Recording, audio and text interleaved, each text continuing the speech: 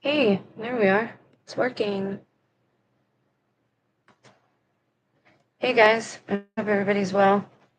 I'm gonna finish a little bit of old business in the beginning of this video. Sorry about that. I'm still trying to find like the right height, and I'm using giant books right now, ginormous books. So it's definitely not perfect, obviously.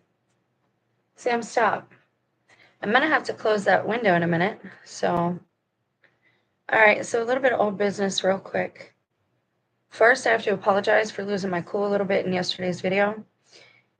Not even losing my cool, because it's righteous anger. And that's the topic of this the video. See, my testimony that I tell is only supposed to be told. I don't know how to phrase this, because it's the story of all of us. The testimony that we speak should not be self-defining, or it should be self-defining, but not self-glorifying. Okay? It's not about us alone. It's about the work that God does on us and how much we are loved.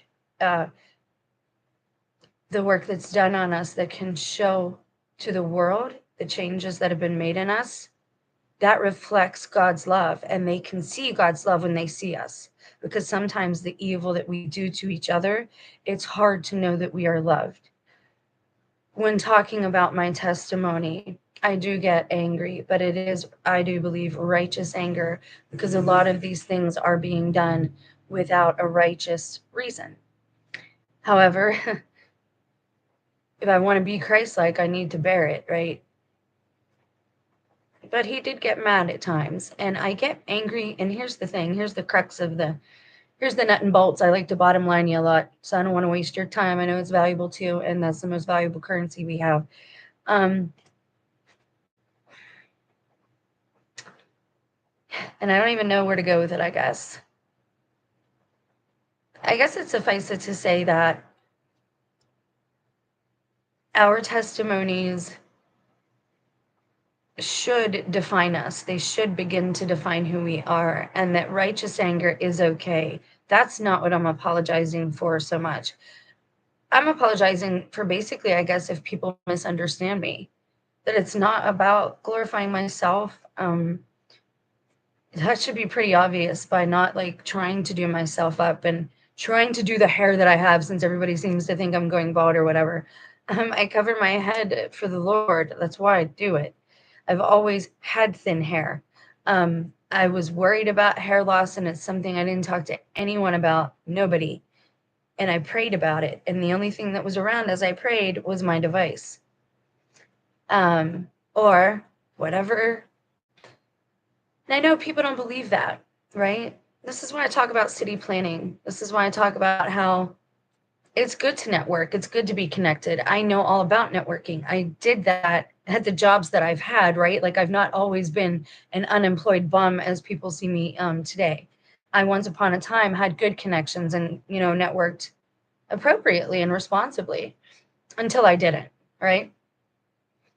These people use that networking, but they use it to shut others out, and that's not okay. They use it so they can profit and benefit, and that's not okay. What makes me angry about my testimony is that it doesn't make other people feel compassion or anger themselves. I'm going through it. I've already been through it. I'm still living it, and I'm still here, right? So the fact that I'm making videos about it isn't going to change that, right? In sharing, I'm actually only going to make it worse for myself.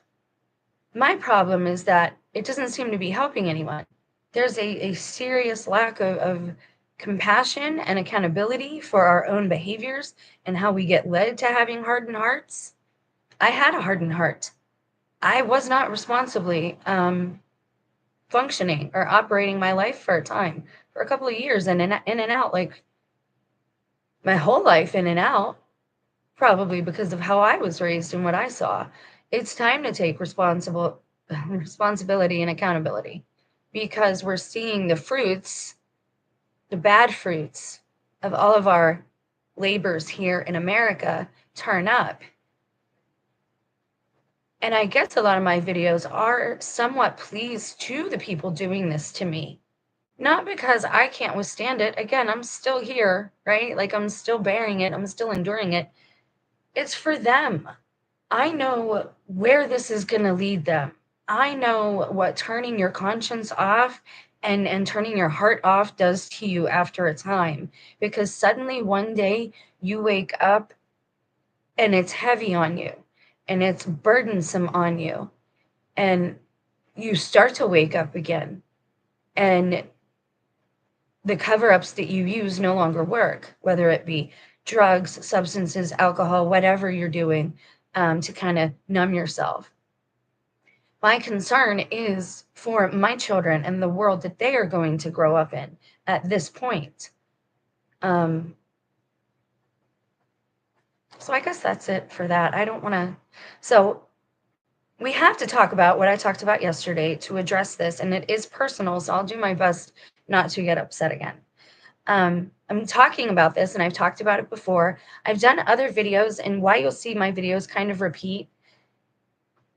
And I'll try to put I need to organize some in a playlist, because I try to do that every month and just throw them in there. Now that I have a laptop, I keep forgetting you can pick the playlist right when you make the video. You're not able to do a lot of things.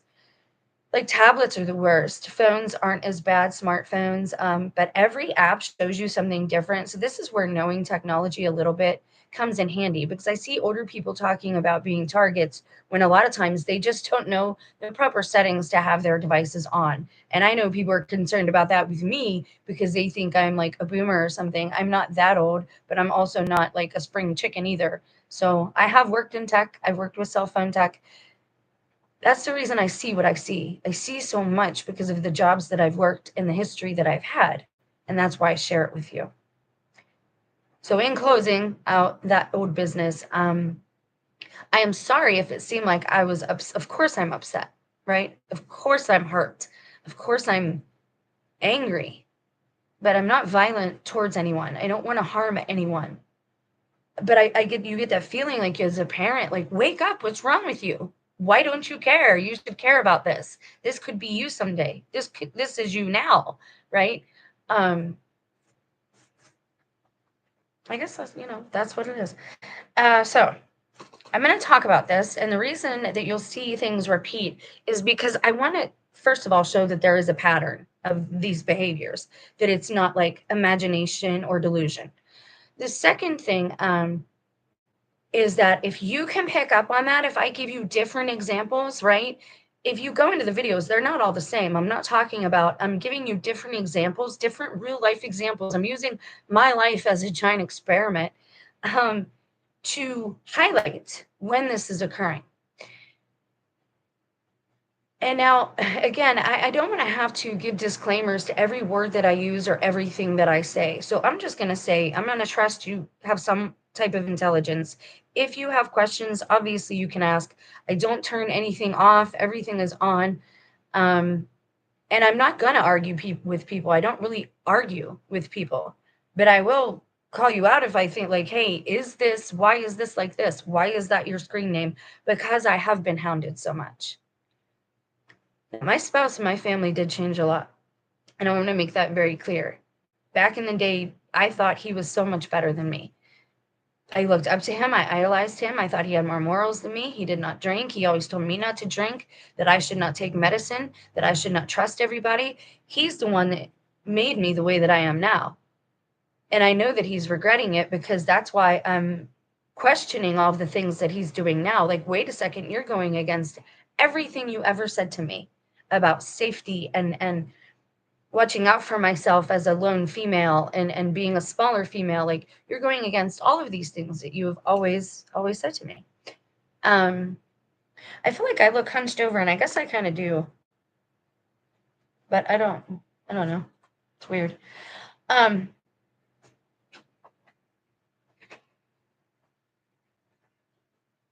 So they changed a lot. Like, they went from day to night. They went really like inverted. Now, I don't know if these people maintained some actor facade their whole lives, but I do have to be sensitive to the fact that they are my family. Now, this is why I don't give names. I don't give faces. I don't do that. All right. So that's why I said yesterday, don't muck with my family. They have nothing to do with this. I don't show you their faces. I don't give you their names. Have that respect. Because I pray for them every single day. I pray without ceasing almost all day long.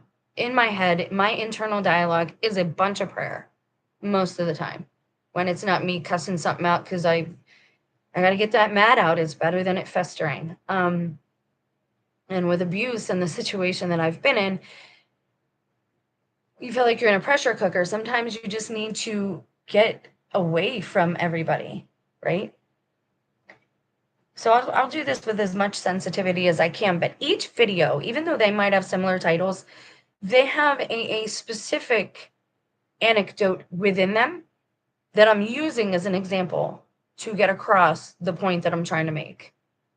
I hope that tracks and makes sense. I'm going to turn this on and make sure that the stream is working. That ring light gives me a thing in my eye. I had to take some medicine, and I'm out of daytime medicine for my allergies. So if I get a little wonky or like drowsy-ish, that's why. But I'm trying to do life without a bunch of medication at this point, but I can't not do without that yet. Like, it's my sinuses. I don't know how to do that.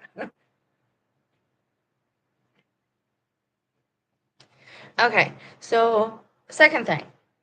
Certain things I will change and I will alter because I can't tell you exactly what I'm doing to rebuke this and rebuff this, or it loses its power. Okay? This is why you expose evil, because it loses its power, its illusion, its delusional powers, its mystery. It also loses something that very few people talk about a lot. If you hear noise, I had to have the window open and the fan on. If you can't hear, please let me know. Again, another pattern. Every year that hair does not work. Every year it's like, you know that it needs flushed out. Get a hold of the people before it gets to this point, but whatever. I can't deal with the patterns anymore, man. Like, we might be in a simulation, like training school for our souls, but it's not, we aren't a simulation. Like, we have free will. We don't have to be stuck in these pattern behaviors. That's why it's kind of like habitual behaviors, like habits, OCD, that's OCD. Like, even habits of swearing, me smoking, drinking, anything, habits, right? The negative ones, the bad habits. Habitual behaviors are kind of demonic. And if they're the other type, habitual good behaviors, those are called virtues. Now, you balance out your virtues with your vices, right? And that's why sometimes you'll feel like you're on a seesaw. Like, lately for me, like, that's where I'm at. I was doing real good. I was real, like, steadfast, right? And you go through these dry spells where it's like you feel like nothing's being poured into your cup. That's normal. From what I can tell, we all go through periods like that, that life ebbs and flows. There are seasons for everything. So don't think that if you're going through like a dry spell at this point, that that's abnormal. It happens. Now, if it's lasting longer than a season, you want to always be examining your own mind, your own heart, and that's the thing I want to make very clear too. And I don't say this enough so that people know. Was that a shadow of a car going by? I hope that's what that was. I'm not used to the shadows now because I'm using a ring light, so it's a little not as like shaded and stuff.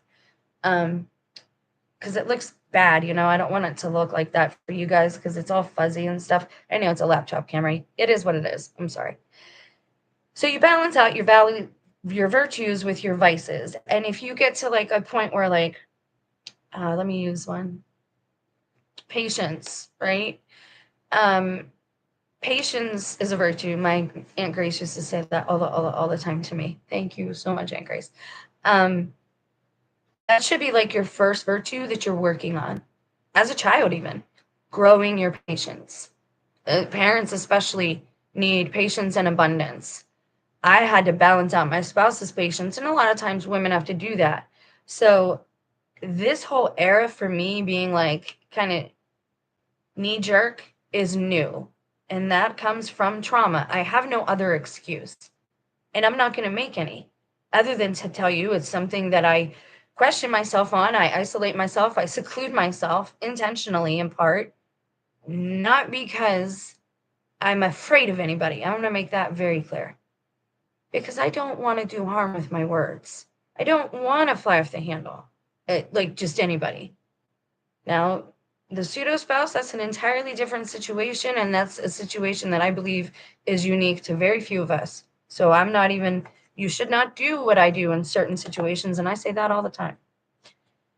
And I do have notes sometimes. Okay, so I'm going to give you an example with the hair thing about how I believe that these people wanted me to lose my hair and how they're doing this, and why sometimes you'll see something announced about somebody's death and it stays up even though it's not true. Okay. And we've talked about this a little bit with like quantum computers, and do they have more power? Are they adding to the simulation here because our movies seem to be coming to life, or at least they're being regurgitated into our media? And we've seen it over and over again with CV and the Dean Koontz book, over and over. Like I've given so many examples. You can go back and see all of those. And I know that you're probably just here now because you're the ones who were doing this. So, if you can't say hello, I really don't understand that. In this day and age, like I understand people don't want to show their face. They don't want to use their real name. That's a protective measure. I get that. I understand it. However, to a point, our faces have already been grabbed by CCTV everywhere. If you've ever went into a Five and Dime, if you've ever went into a 7-Eleven, you've been on camera. So the only reason for you to continue to hide yourself all the time is because you don't want to be seen, is because you're hiding something. And I'm not going to sit around and just entertain the people who are doing this to me. Look, I lost one. Good. I want the trolls to leave. You don't need to stay here. You torment me enough. All right, so back to business. And you need to be firm with these people. Like, that's just all there is to it. You can still love people, right? There's a difference between niceness and kindness. Christ followers, I'm not called to be nice. I'm called to be kind. And I am kind. I do have a good heart. I give to everyone, even people who damage me. I give constantly. Nice is a lie. I know so many people who have great manners and who talk with this little girl voice even though they're 40 or 50. That's not real. Now, I have a high-pitched voice. I get it. Some people sound younger than they are. But when you see that it's a trend with a certain type of person, and I've gone into all this before with physical attributes and the World War II regime and what they're trying to do today, what the Aryan race that they're creating out of these hybrid genes. And it's just the truth. It's science, man. Like, this is what you all propose. You say you believe in science. Well, hybrid genes are scientific. That's science. Just because, a lot of the technology and science that they have, they don't admit to, only for the fact that then they'll have to stop using it.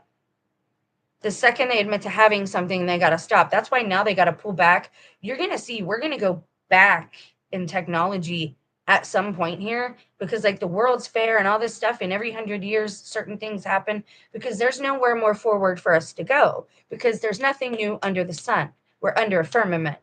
That's why they entertain us so much. Get it? It's about your soul. And I have a feeling this place doesn't run right if we're not here. So they want you here and your soul not ascending to paradise, Eden, whatever that looks like. I think it's like a deck of cards and like dimensions are kind of stacked, if that makes sense.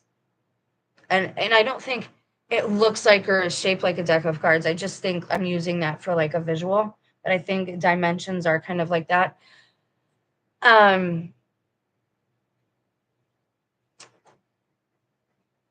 So in this modern world, modern America, they make witches look like they make things look like caricatures of the extreme, right? Like there's a channel that talks about Nephilim being clowns.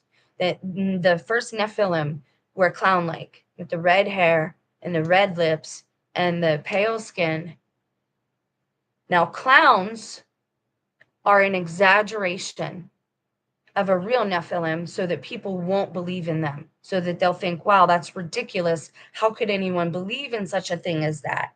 They make things that are real, just like they do with people like me. They make us look insane to the nth degree. They will have people come and, oh, you were mean to me, you did this, you did that. When they know that they're saying things and doing things that are personal to you, and only you will know, that's real gaslighting. Okay, so I'm going to tell you how this works now. But it's not the words alone. I believe today, again, they want things to look extreme. They want you to think witches have cauldrons, right? That they have giant warts, that they have giant pointy hats. Okay? They make things look very extreme so that when someone says it's witchcraft or whatever, you're like, oh, that stuff doesn't exist. Or, oh, somebody who plays with stones, some new age, they make it very woo-woo, hoo-hoo, frou-frou. Words have power. There's a reason they say children should be seen and not heard, because they don't measure their words. They don't understand this. This is also why women were seen as the same way, because we were never taught better, at least for a time. I believe women had a very different role in society, even in the church. And they want to hide all that. They don't want women's giftings known. I've said it before, if you're a lady, you need to go watch Chaos Walking, and you need to clean out your temple, because you will find out that that movie is another based on a true story movie, at least for females. I can't speak for a male because I'm not one, but I'm sure that it is the same for some of them. Why do I look so hunched? I don't know. I guess it's the chair. My back is just wonky. That's why I don't like being on camera. But for this, this is only going to work this way. This builds trust, right? You see, I'm a real person, not hiding away. Why would I say all these things if they were lies and show my face? All right. Thank you for the heart, whoever liked the video. I appreciate it. So I'm going to tell you how this works. So I got that job.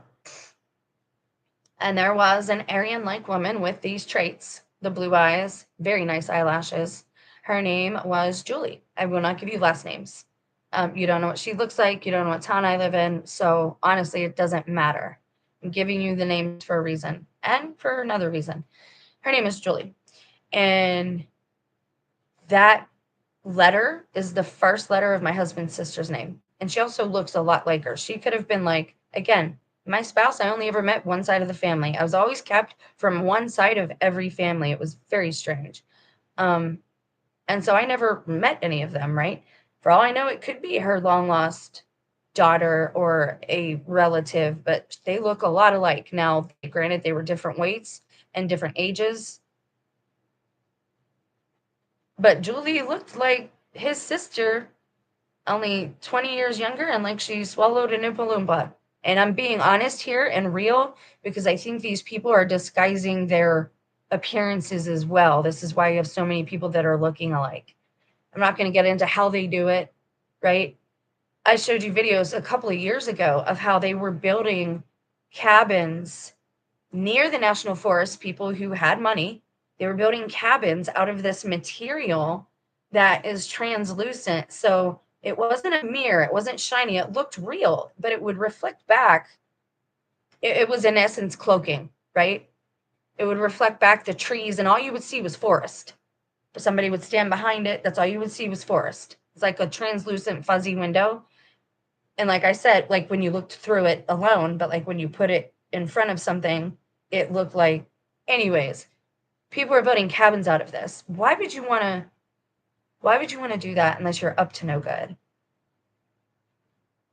I mean, maybe you'd want to do it to hide away because other people are up to no good. But with all the missing people, like there's something going on there. But anyway, I need you to know that these things exist, and now they're called science, and they were once called witchcraft.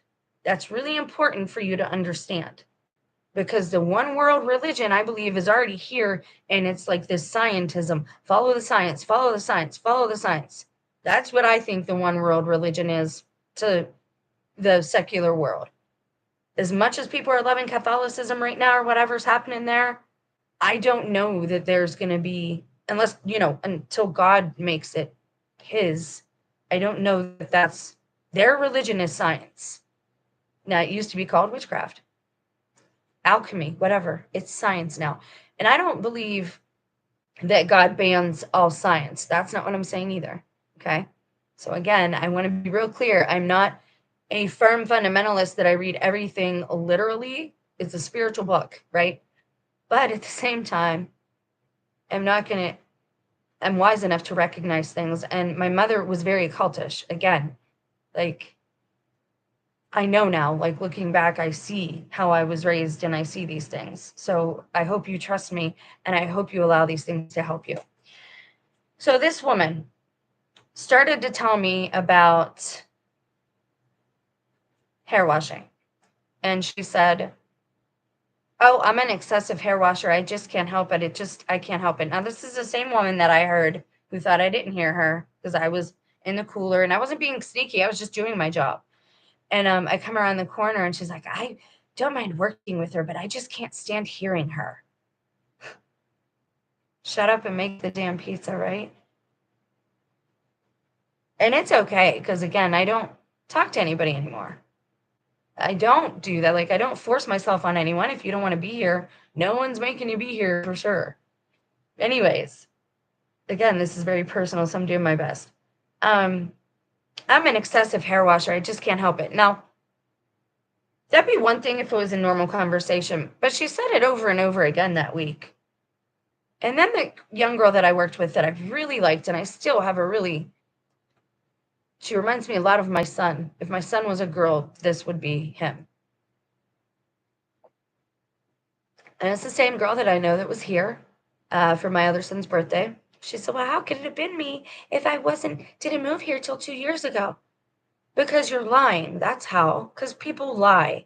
Because I recognize you. It was only a couple of years ago. I recognized you because you weren't a regular friend of his. You went into his room, kneeled down in front of him in some bizarre way because I kind of like peeked. I didn't want to interfere, but I'm like, oh my God, why is there a beautiful girl going into my youngest son's room? And that's not the one she reminds me of. And she had knelt in front of him. And at the time, she had the binary hair, the dualistic hair, the red and the black. And I even called her on it. I think that's why they got rid of me, because they knew I wasn't. When you expose them, when you do back to them what they're doing to you, when you gaslight them back, they can't stand it. They don't like it at all. Exposure is their biggest fear, and it is their Achilles heel. That is why I do what I do. Perhaps if they gave me my freedom, I wouldn't care about them anymore. And yeah, by freedom, I mean also the money to leave, because I supported this whole family for 30 years and apparently didn't need to because these people have money and they work in areas of city planning, of the government, of the local churches even, and they are members of Optimist clubs and Rotary clubs on purpose. They can take any deed or file that they want and whoops, that got lost, or whoops, this got filed with this bank. And let me just make you the owners of this house because somebody passed away and the state owns it or the bank, but I'm just going to give that to this person because that's my family. And you have no idea the stuff that's going on. No idea. And it all like capitulated with CV lockdowns. Like they did a lot at that point. Everybody at this point is banking. And a lot of them are banking on life insurance. And there's this deception with death that's happening that's not good and not bad. There is a stuff God's doing and stuff that Satan's doing, right? So it gets hard to tell the difference. Okay, so she was focused on the hair washing. She constantly kept saying that. And then Sam, the real cute girl that I, again, had noticed all this, that, had already told me her dad was a Freemason. She'd already told me this. And I was like, oh, really? That's great. I said, they don't like me. Not at all. And the other girl that I really liked being around and hanging out with, Nicole, her parents own a business. So obviously they're Freemasons. Everybody that owns a business is in that club. You cannot own a business unless you're in that club. That's the whole point. And my mom owned businesses. So now, again, the fact that she made sure I met this person and was married into this family, or at least procreated with this man, does not sound so crazy because they are all about the genetics. Science is what they used to call witchcraft. But witches, when they say suffer not a witch to live, that's something very specific. And I've gone over that before. And if you want the answer, all you got to do is read Hansel and Gretel. All you got to do is go watch some of Donald Marshall. I know the dude says he's a clone, okay? I know. And I've said, gone back and forth. I don't really think they're real. They could be, but I don't know. The science is there. I don't know if God would allow it. Guess what? I'm human. I ain't got all the answers. I am allowed to change my mind. And so are you. And that's real important, is how you use your own words. Okay, so Julie had gone on and on about hair washing. Sam, who I already knew her dad was a Freemason, they give you that. They have to give you a piece of that. Who had already done the thing about, gee, Carla, your tattoo looks like it's rubbing off. That shouldn't be like that, should it? Like all these, there's so many of every shift I worked, it was something. Okay. So then Sam, mind you, I'm working with Julie the one shift, and Sam the next shift starts telling me about her family. And yeah, my mom has alopecia, and she tried for a long time to fight it, but she's no longer in denial. She just accepts it now.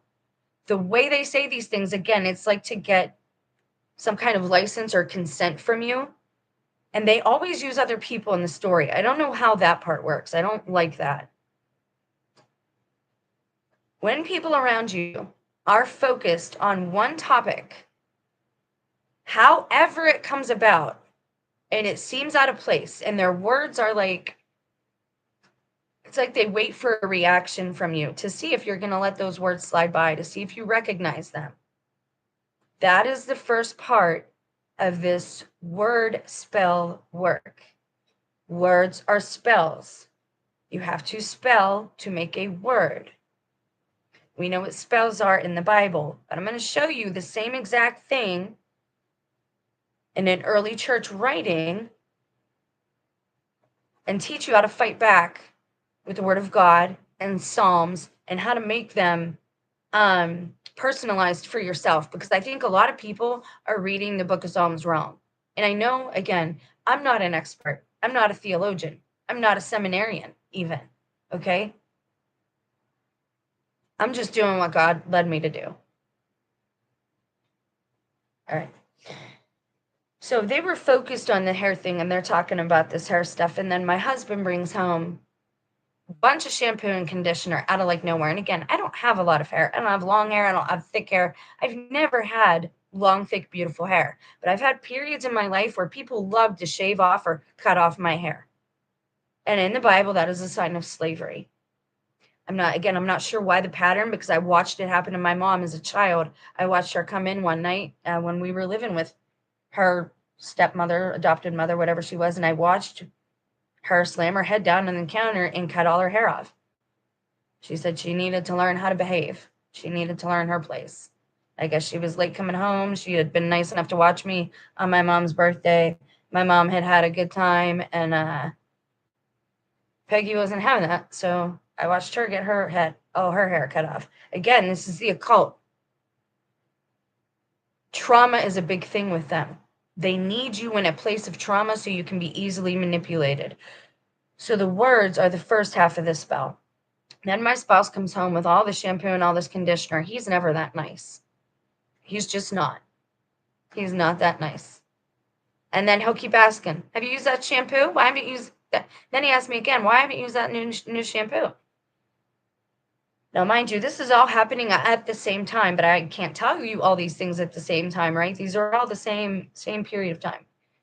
So then I noticed my son, who used to be very cleanly. He doesn't seem to be using the water here. And he doesn't, and I had a water issue where we used to live, because I found these things, I don't know what they were, like a filter cap or something, just chilling in our kitchen one time. And he told me they were for work. And that was the time I still had Facebook and I was connected with all his friends. So I texted that one work friend. I said, can you tell me what these are? Because he said he brought them home in his pocket from work. He said, I've never seen those. We don't use those for posters. And they look like something that you screw on, like a pool filter. And again, I've I've had a lot of jobs. I've had pools. I've worked on pools, and I was a pool girl. Like, I know a lot of things. So when things go wrong around me, and I'm also a mother, you pay attention to detail. You know every shirt your child has. You know where every binky of theirs is. You know where every medication is in the home if you have them, right? And you lose your own car keys and lose your own phone and lose your own glasses. But you can tell them where all their stuff is, because that's what being a mother is. Okay, so the first half of the spell is them focusing on the hair. Every conversation with me, they're slipping in this hair stuff. Okay, then he buys me all this shampoo and conditioner. Seems like a nice gesture, but he never does that. Same thing happened with all the girls in my downfall. The people, and again, this started with social media on Facebook. I was an influencer, okay? People didn't like that. People local didn't like that. They didn't like that I enjoyed my family so much, and that they didn't like good happening for me. And that's why I tell people, don't be bragging on social media about what you have and how good your life is, because somebody at some time is going to come and try to take that from you. You need to be careful in these times. That's how it all began with me. Well, I mean, it began a long time ago, but it got much worse with the advent of social media. Sorry. Okay, so let me get a drink. And I know some of you might not understand this. I can only explain it in the way that it happened, and I only know because I know. It's an inner knowing, it's gnosis, and if you don't understand that, again, it's not something I can explain. It starts with the words. It starts with subliminal messages. And then somehow, again, these people are alchemists. Witchcraft originally, or science originally, was witchcraft. What do they use? Potions, poisons, pills, medications. I'm not a doctor. No part of this is medical advice. I'm telling you what the occult uses because my mother was in the occult, because my grandmother was apparently of the occult, not my real grandmother. This followed them. It followed my dad his whole life. And not because he was involved, but because of who he was. He stood for what he believed in. He was like me. He had problems at jobs for being that way. My mom did not want me to be like my dad. My dad wanted a son. He did not. He didn't want me a lot anyway until I got much younger. Or much older.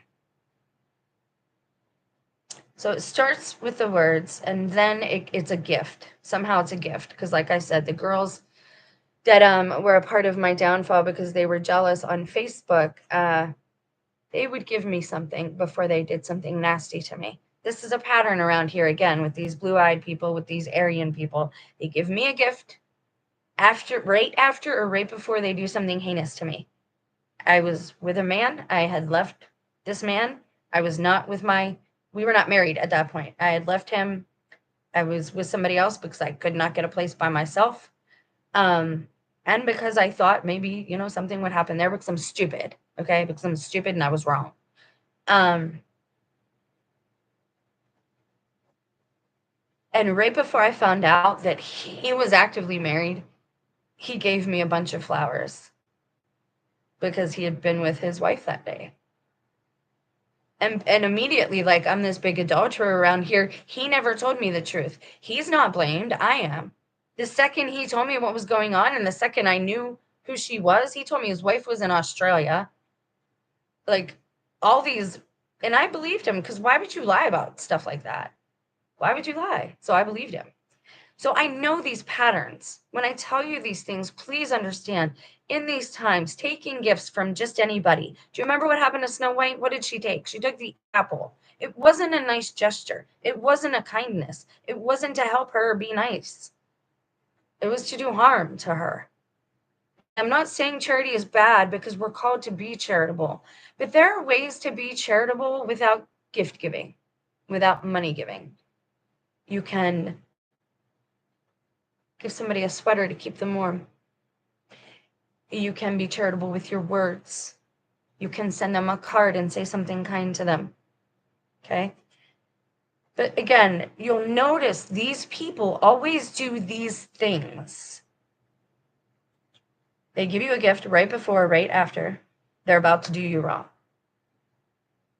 So it starts with the words and possibly a gift. They get you a subliminal message in there, okay? Hair. Go home and wash your hair. You should wash your hair. It's dirty. Go wash your hair.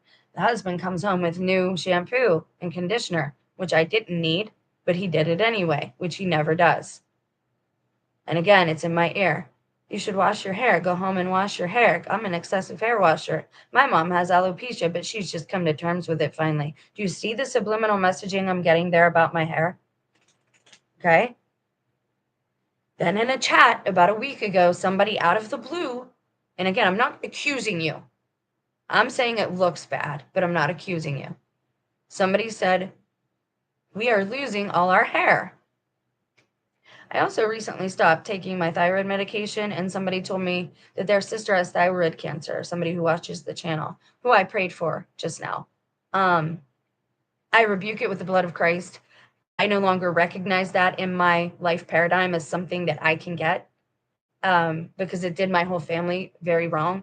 And I know how that comes about now. I know that that is also witchcraft, the big C. You don't have to believe me, but I've went over articles. You can look on the playlist if you're new here. They put out a link during CV, probably a year ago, after CV era, whatever. I still call it during because we're still living it. They put out a link that there was a study done, and people who are anti-trans were going to get the big C. That most people who are anti-trans end up getting the big C. What does one person, even though it's terrible to be discriminatory, to hate somebody because of who they, how do I say this? I do love everybody, and I feel bad for those people for what they're going through.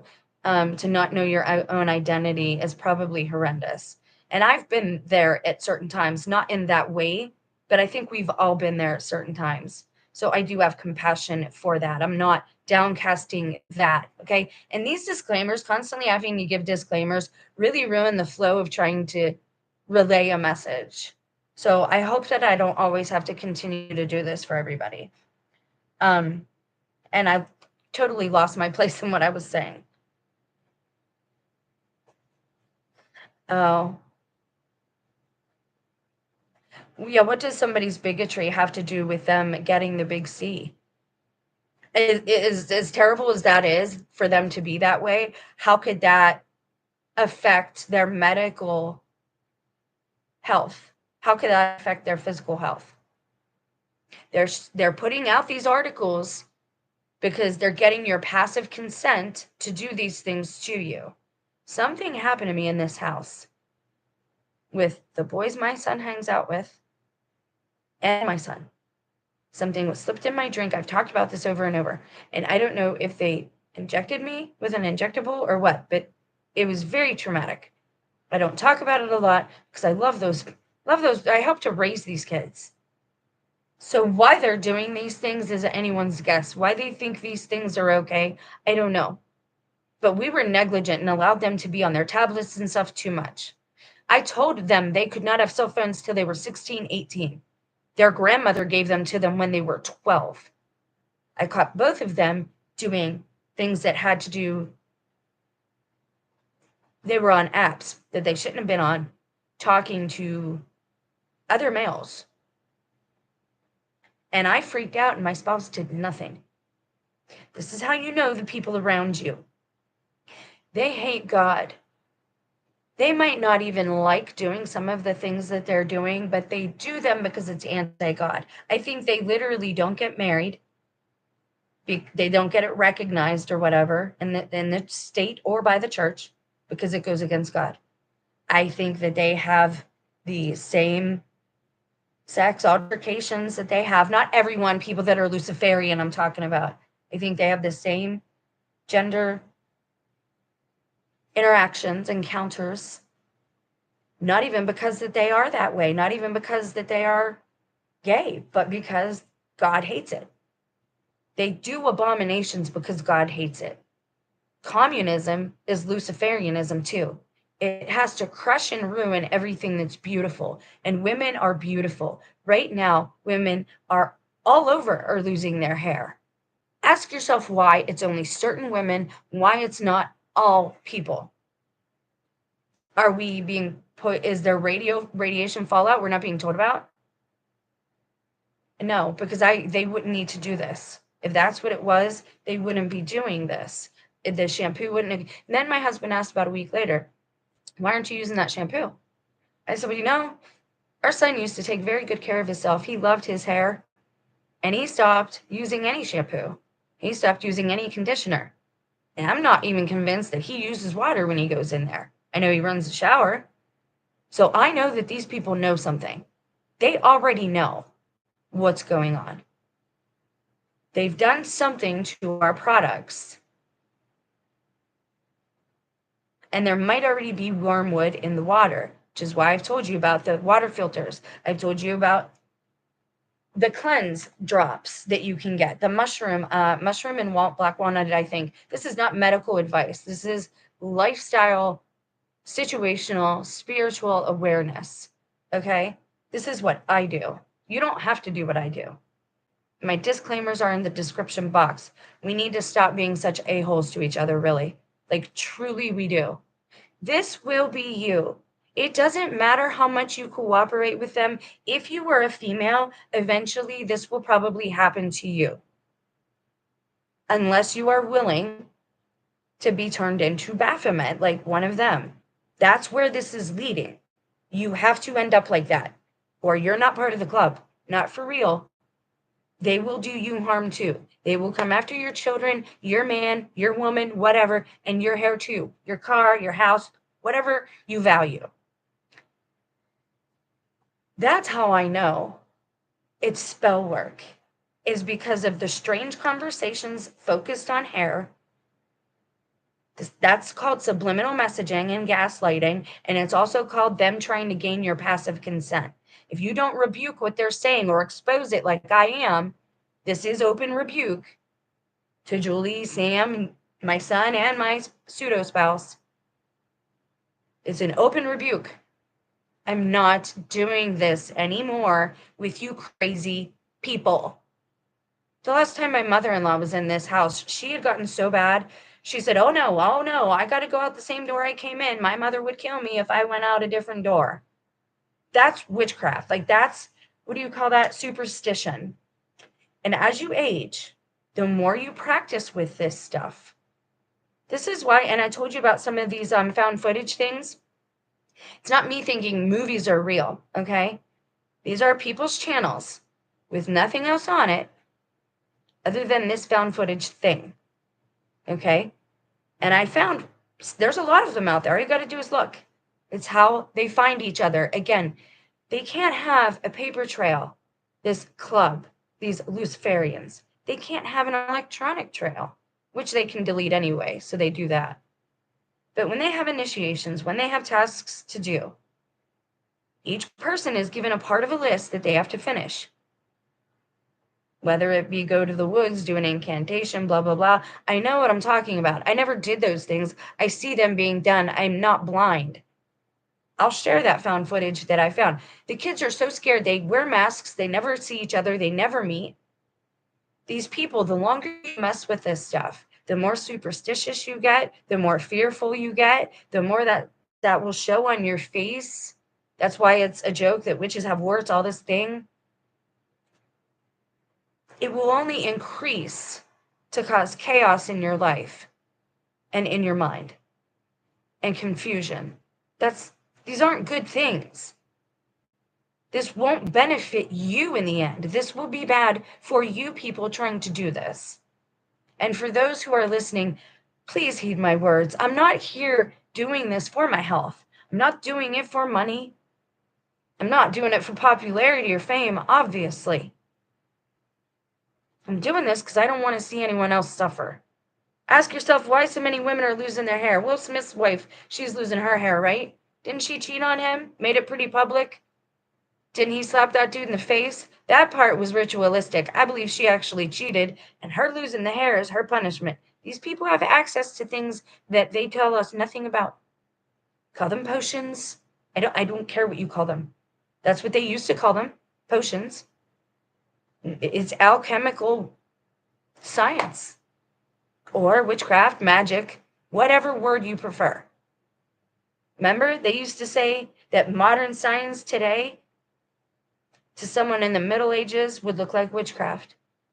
They're not joking. Again, they're being very open with all of this stuff at this point, but nobody's paying attention because they've gotten sick of paying attention, which is a good thing and a bad thing. Because you're not observing the things that you need to be observing, the changes in people's behavior, the changes in their appearance, the weird things, like I said with my mother-in-law. I'd never seen her or heard her say such a thing ever. I would have never accused her of being a witch ever.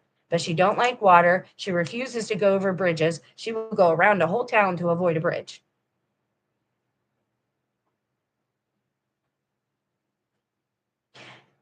And there's an old wives' tale that witches and warlocks have a third nipple. There's no areola, but I happen to know someone who has one. And that person's in that family. And no, it's not like it's not visible. It's not it's just, anyways, they have one. And it's a real thing. Like all these things that we used to once think were old wives' tales and that they've told us are hogwash and fairy tales. They've told us that so that we're dumb. We're dumb. They wanted us dumb.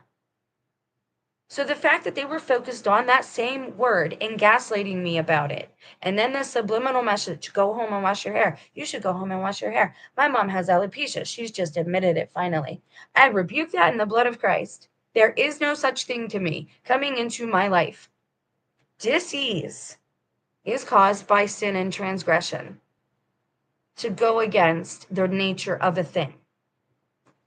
Somebody else can cause that in you too, because if you're going against the nature of a thing, we're going against nature every day with the smokes that we pour in the air. And we know that that's causing asthma, which is a sickness. No part of this is medical advice. I'm not a doctor. My son has asthma. I've dealt with it for years. It's a well-known fact that the tri-state area is a coal development area and has been or was while we were growing up. And it is the highest, it has the highest numbers for asthma in the nation, this tri-state area, Ohio, Pennsylvania, and Virginia. And I know that because I do my research. You should always educate yourself. Study to show yourself approved. I don't care if you call it study or research, same thing. So that's what they're doing.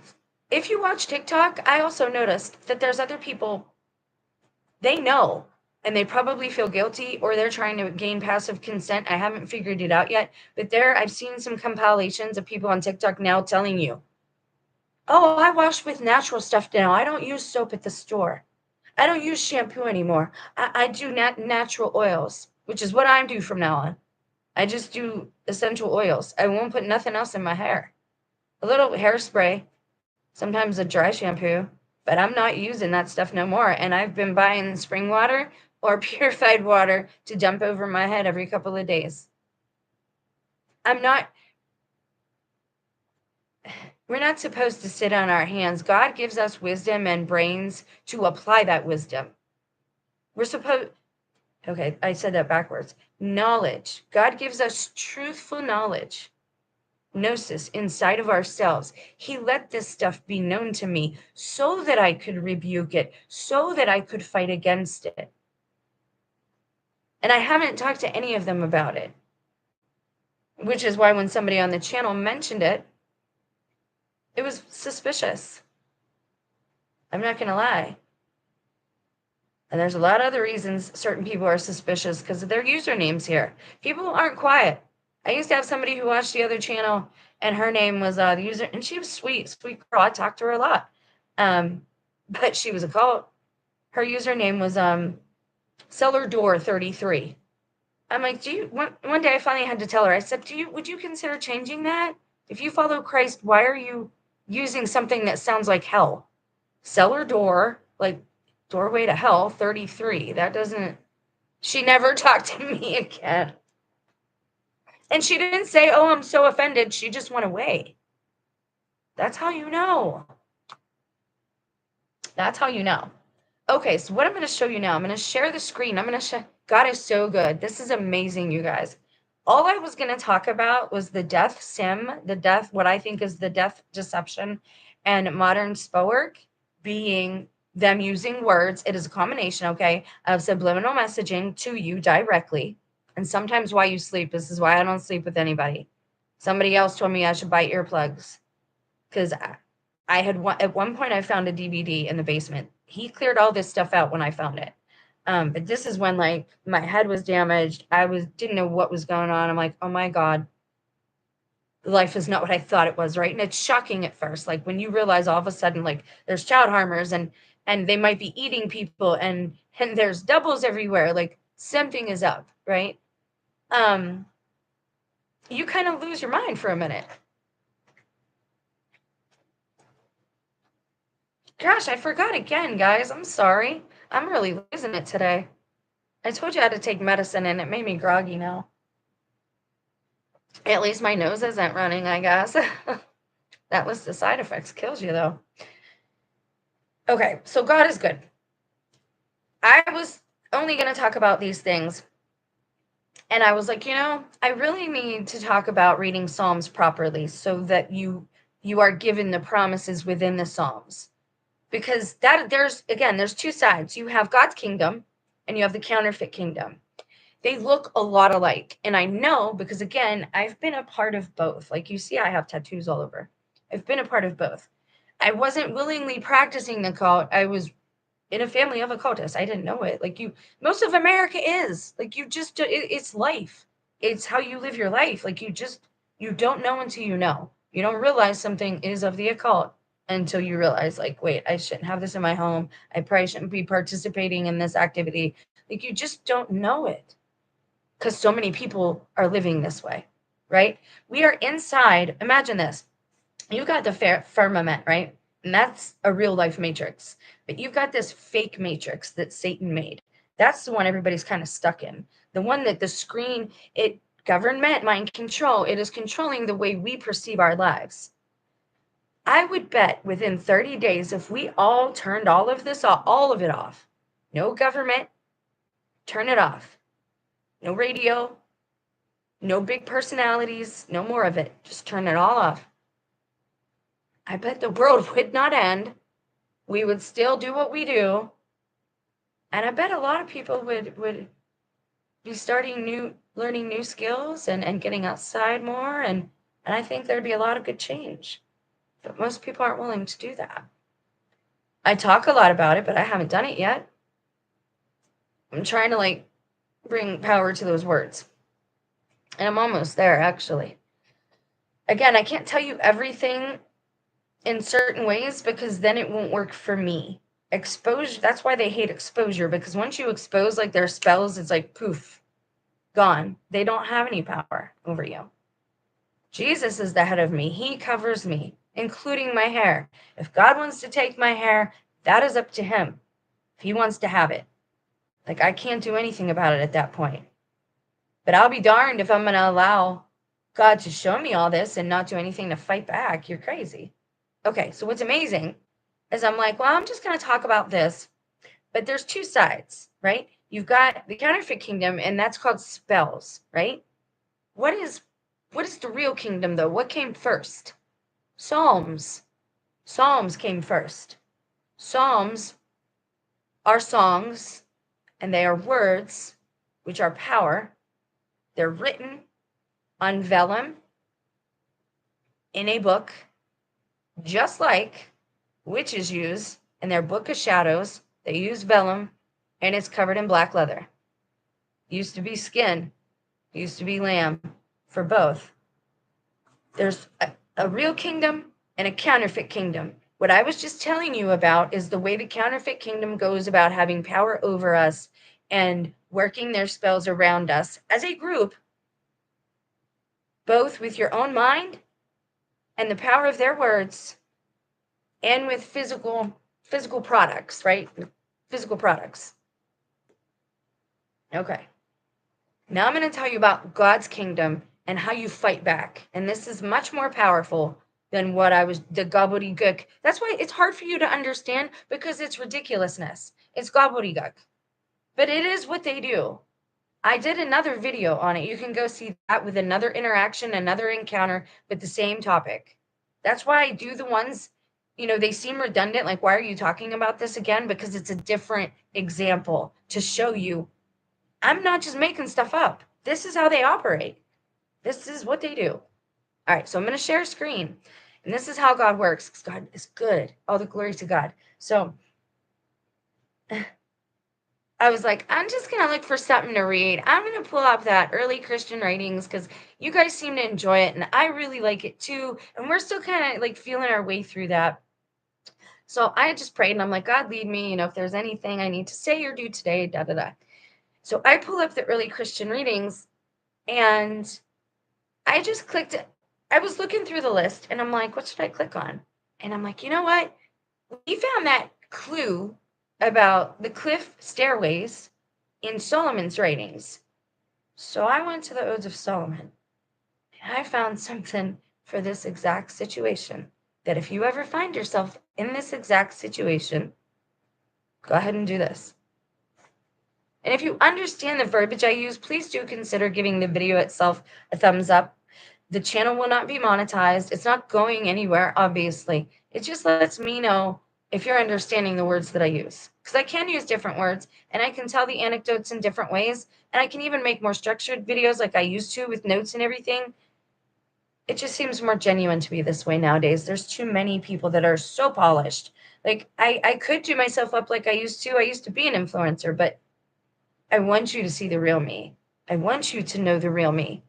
Because I want your hearts to soften and I want you to have compassion again. And I don't want you to go through the stuff I went through. And I want you to be close with your families. I'm going to share this screen. And again, it's really hot. Please forgive the sound of the fan.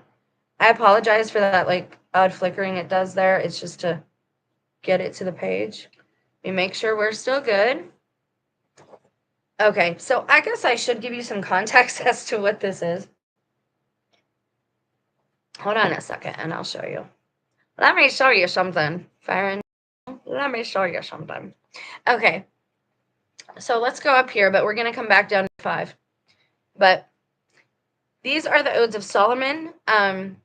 If you go here, now again, I had already come here. I've showed you how to use this if you want to use it yourself. But we have a choice. We have these things that are called the Odes of Solomon, and we have a summary down here. But right here, to change, and I know this is a dumb question, but I haven't done it in so long. Change the pointer and the mouse, let me know, because you guys can't see that. And I'd like for it to be bigger and maybe black or something because you can't see white on white. Okay, so right here where it says text, you have 4 choices. Well, why is there 4 choices? Oh, my ring light just went. I'm sorry, guys, if it looks terrible. Why is there 4 choices? Is that gonna work? Yeah. That one might work a little bit to just kind of. Okay. So why are there 4 choices? Because there's 4 different sources that edited the discovered writings. Okay. So let me try to. Down here, if you go to information on the odes, and it also has like, first it tells you where you can go to talk about this text on a forum, but then it says there's 4 different versions, 4 different translations, right? I always advise people, if you want to read something, you should maybe give the original, and then, if you don't understand the original or you want a fuller understanding, read, every version if you can, because that gives you a fuller understanding of us in the Western world. We're really inhibited as far as esoteric thought, and I don't want to be insulting about this, but I feel like we need to be shamed almost. It's much more accepting in the Eastern parts of the world to go through spiritual trials intentionally, to live a spiritual life, to not eat meat if you choose to. And again, that topic, I'm not telling you to do that. And I think that that's the way that Christ was. I don't think he partook of the lamb or the fish. It was there, but I don't think that he ate it. It never says that. It doesn't say that. And it says, I prefer obedience and not sacrifices. He says that plain as day. However, I do know, obviously, God changed the diet after the flood. I'm not here telling you what to do. I'm just saying this is what's worked for me. And I was in very dire straits. I had no conscience almost. My heart was very hard. And I'm not that way anymore, no matter what anyone else says. I know and God knows, right? And I know that I'm not that person anymore. Okay, so anyways, you have the original text, you have books about the text where they recommend that it talks about the text. And then you have information on the text itself. So we'll read that real quick so you know what I'm reading. But this is how you counteract. This is how you fight their spell work, because you have the real kingdom of God and the counterfeit kingdom. The counterfeit kingdom, they also have books with words that they say, that they put together, just like we do with Psalms. Psalms should be very powerful for you. Sometimes Proverbs, but you want to take those promises, you want to read them, then you want to accept and receive them, but you can't do them the way that they're written. Why? Why not? David wrote them, giving some of them to you. So he wrote the word you. So when you write that, or when you read that, when you read that aloud in prayer, right? Or even in your head in prayer, if you have internal dialogue and you do that, and I don't want to offend anyone that doesn't have internal dialogue, because people are weird now.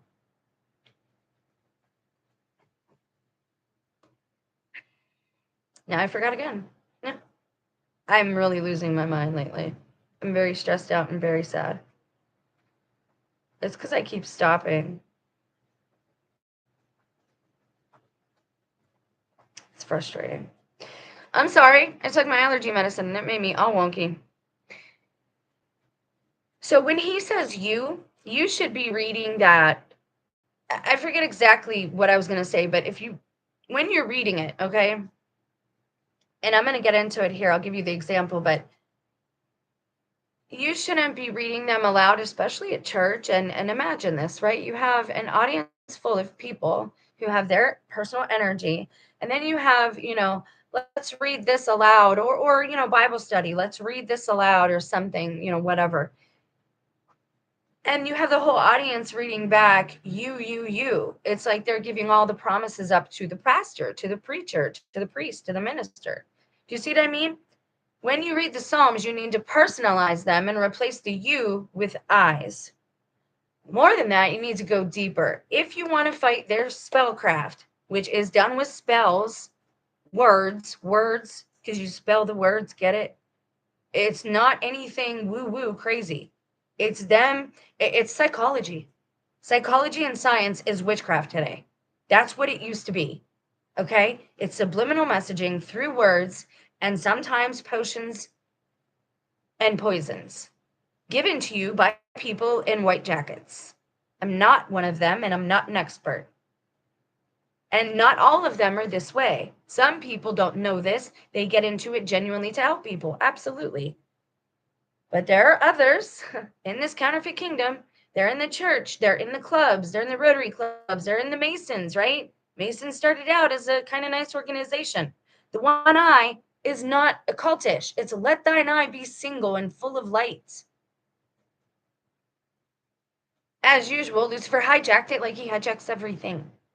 All he does is steal. He owns none of this. Okay, so what we're going to read is how God works. I was looking for something, and this fits the situation perfectly. And if you're facing something similar to me, the gang stalking, where they say things to you that kind of doesn't make sense, and you have 2 or 3 of them talking about the same thing, and you're not quite sure what that means, this is what you're going to read. But this is where it comes from. The date of the odes has caused considerable interest. H.J. Drivers contends they are as late as the 3rd century. Abramowski places them at the latter half of the 2nd century. And B. McNeil argued that they are contemporaneous with 4 Ezra, the shepherd of Hermas, Polycarp and Valentinus. Most scholars date them sometime around the middle of the 2nd century, but if they are heavily influenced by Jewish apocalyptic thought, and especially the ideas in the Dead Sea Scrolls, a date long after 100 is unlikely. Okay, Chadwick, Emerton, Charlesworth, and many other scholars are convinced that they must not be labeled Gnostic and therefore should not be dated to the late 2nd or 3rd century. Why is everything late 2nd or 3rd century automatically Gnostic? I really need to know more about Gnosticism and Ebionites because, guys, I got a lot of questions about Paul and Peter lately. And I don't want to degrade the saints of God if they are indeed saints. But I got questions. Why did he call Peter Satan? And I know, it's because Satan got into him for that moment, and he could, we each have a spiritual Satan and a devil on the shoulder. I get that. I understand all that. But why did he call him Satan? And he let him follow him and hang out. And he still called him Satan. And Peter was always messing up. And Peter denied him 3 times. Where did things go good for Peter suddenly that he was redeemed? Because I'm not sure. And I know that sounds bad. Does anyone else have these questions? And why, oh, why was he crucified upside down? Let me fix that for you. Sorry about the ad. Why, oh, why was he upside down? Nowadays, an upside down cross, we're all offended.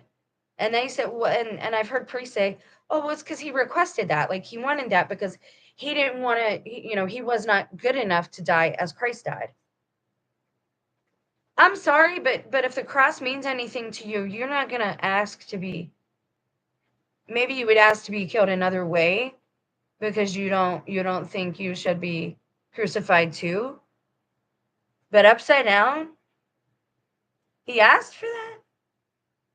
And it's sad because these people aren't here now, or maybe they are.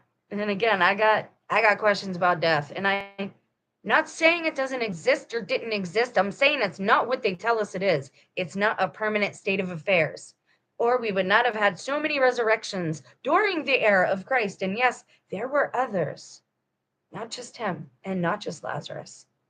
There were others. All right, let's get into this. Which one do you guys want to read? This is how you fight back. So you can figure out what you like here. I just wanted to give you a little reason, a little context is everything. So we're going to scroll up and go back to, don't do that. I need to get a real mouse, you guys, because this. All right, so we have the English translation by James Charlesworth, and then we have the English translation from the Lost Books of the Bible and the Forgotten Books of Eden. Okay, I got questions now. Is that the same? I have the, I think it's right there. Or is it right here? I'm sorry. I have a bookshelf. Well, I have my grandma's cabinet that I turned into a bookshelf. And I have books on my desk. And I have books on my daddy's armoire that I turned into an entertainment center. That I have all the old tech that I bought. I bought a Sony Walkman with cassette tapes. I think I'm done with this stuff, guys. I'm not even kidding. Okay. Anyways, and I didn't do it recently. I've been collecting this stuff over time. I don't know, guys. I don't know which ones to read. So, should we go the Gnostic ones first? Why not? I'm always, and that's what most people don't understand. This new Pope, I'm holding my breath right now because inauguration isn't looking great. If they want these Catholic prophecies to come true, because there's a few Catholic prophecies not in the Bible that will make the Catholic Church look very bad if they don't actually happen. And I think one of them already happened. I think our Pope was martyred, and I think it was a long time ago. I think it was 2016, 2017, 2018, somewhere around there. And we had the lookalike come in, because that's not the same dude. I don't care what you say. When I was a kid, we just knew that there was doubles for people. Sometimes you'd pay to go to a concert and you wouldn't get the real star, you'd get a double. That's the excuse they gave you. Was that really what was going on? I don't know. Okay, so we're going to go down, and this is how God works. I was wondering, I'm like, what can I read to these guys today? I just feel like maybe, we need something a little edifying. What can I find? And I know I have other topics that are kind of in the air. There's a reason for that. And what I was going to say about this Pope.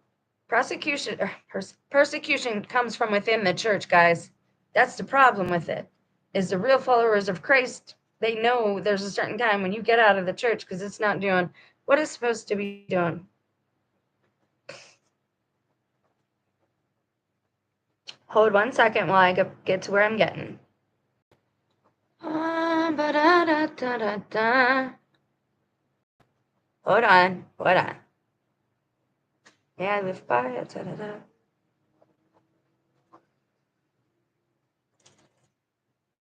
Huh. Now I'm looking for something specific, so just give me a second, because I just read it, but it might, again, this is why you read all the versions, because the words differ. Now this is Odes of Solomon to the Lord, to God. Right there. Ode 5. Let's say that you're in a situation like myself with this crazy gang stalking, and they're saying things that you don't understand, but they seem to be following a theme. Like maybe they're talking about car accidents all the time around you. I had a period of time where that's all they talked about. And I ride a bike, and so I was more cautious crossing the street and stuff with my bike. And I told you, like, for them around here, the word test, CV test, means to end a Christ follower. That's what it means. Because his test, this kid left work and came and tried to run me down on my way to work. I saw him in the car. I saw his face when he did it. And he never came back. This is real.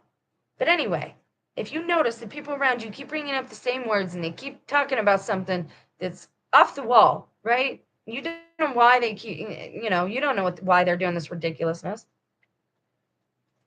Talking this gobbledygook. Find yourself something in the Bible if you're not into extra canonical. Cover your hair, ladies, because you want to show that respect. There are angels that carry your prayers to heaven. And something to do with your hair distracts them, or maybe because our hair is an antenna, maybe our prayers go the wrong way. I don't know. I don't know the answer yet. I'm still looking into that. I don't know everything. I don't even know some of everything, as I said yesterday.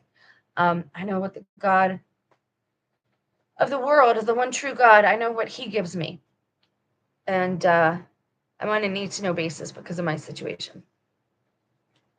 So you'll find yourself something in the Bible or something with strong words, okay? You will sit down and do whatever your thing is.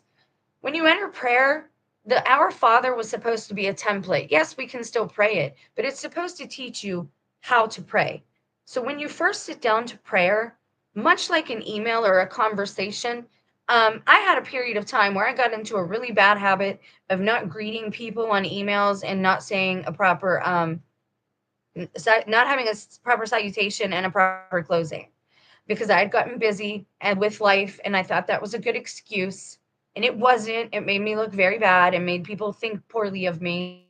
Again, when you're going through stuff, that's not the first thing on your mind, but when you sit down to pray, the Our Father is a template. It's telling you first you say hello, right? First, you give your greeting to the Lord. Thank you for this day, Lord. It's a beautiful day. The birds are singing. The sun is in the sky. Thank you for the sun, the S-U-N and the S-O-N. Both S-O-N and S-U-N. Then, and I'm not saying that should be what you pray. That's sometimes what I say. You say what you say to the Lord, right? Then you get into your lamenting, right? Like, cover this day with blessings, Lord. Please, save all of the children who've been kidnapped or whatever. Save all the missing 411. Please cover all of the children all over the earth with your habitation. Keep them with a hedge of protection around them. And then you're closing, okay? When you sit down and pray, and after you greet God, after you say hello and you tell him you're having a hard time, find a psalm that fits your situation. I will go from this to a psalm or something else to give examples. And again, I'm not a teacher, so I'm not great at this. I'm doing my level best, the best that I have to give today. And my best is different every day, just like yours is. Okay, so we'll go to Ode 5. There's a reason I'm reading this one. There's a reason I'm reading it publicly, because I'm going to show you exactly how I do this. My head is covered. I've already told the Lord, thank you for this beautiful day. I've already asked him for his blessings and his forgiveness for any infractions and his absolution of my sin so that I'm clean again if I need to be. And then I get into reading, right? You tell the Lord, I really need your protection this day, Lord. If you can't come up with your own words, sometimes these words have power, and these were very powerful people back then. So it says, I praise you, O Lord, because I love you. Don't say them if it's not true, though. O Most High, Lord, above, creator, maker of the firmament, forsake me not, for you are my hope. Freely did I receive your grace. May I live by it. My persecutors will come, but let them not see me. Let a cloud of darkness fall upon their eyes, and let an air of thick darkness obscure them. And let them have no light to see, so that they cannot seize me. Let their designs become hardened, so that whatever they have conspired shall return upon their own heads.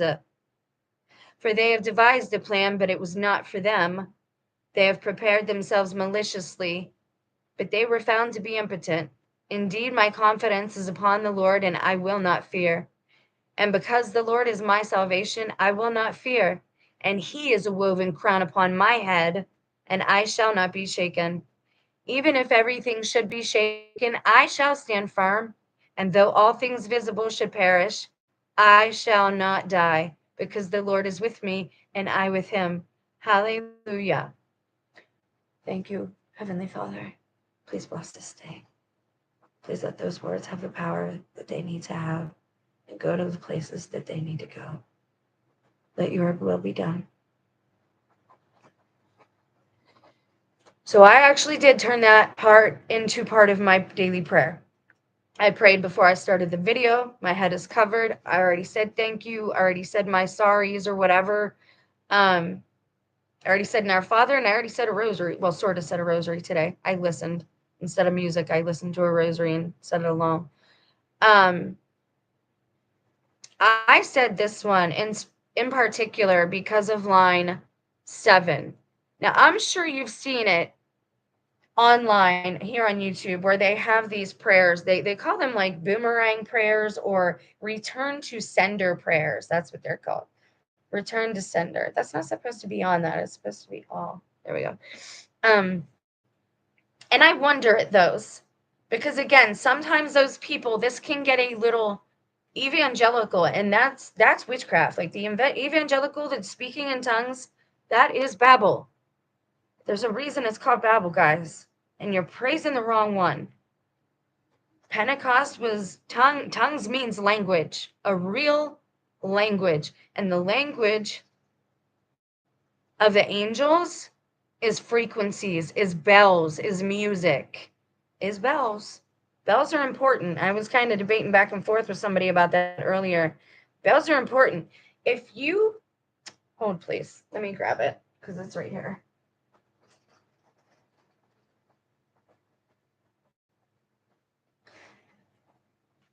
Sorry about that. Sorry if I look like a ginormous person in front of like the camera. I know that can be weird when somebody gets up.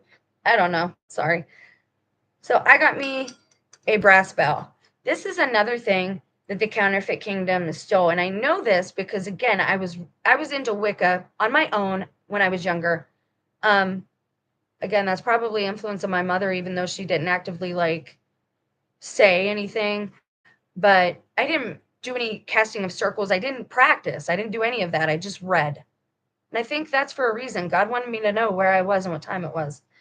And praise Grammy for at least taking me to church and me getting to know Jesus.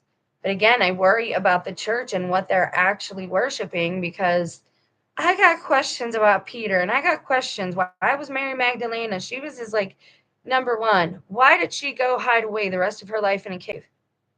Wouldn't her and Peter like at some point, like obviously they never, that's why I kind of believe some of these Gnostic gospels because they don't seem to get along, Mary Magdalene and Peter.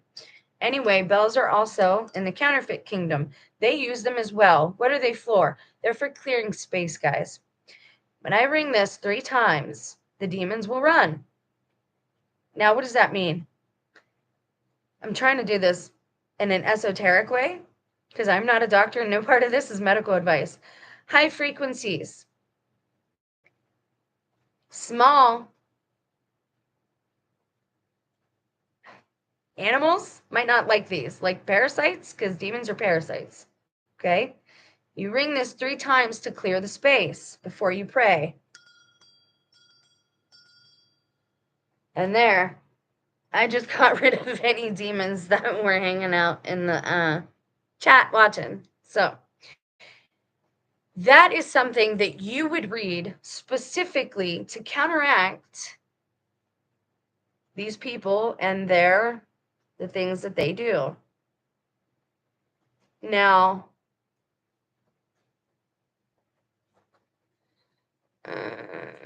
there are some people who have said Solomon's writings are perverse, but I don't. He's obviously very, like, feminine in his writing, right? Like, he's being very open about how much he loves the Lord. But I don't see anything perverse here.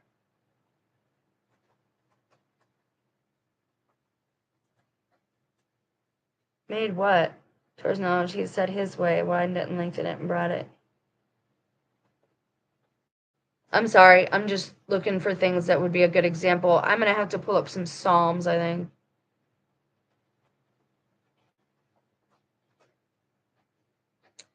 I don't think they have any on there, do they? I'm going to look something up. Hopefully it'll work. I've shown you guys this before, but it bears repeating. What is a perfunctory psalm? It refers to the act of reciting or singing psalms in a hurried, mechanical, or that's not what it is. That's not what that means. I know what, no.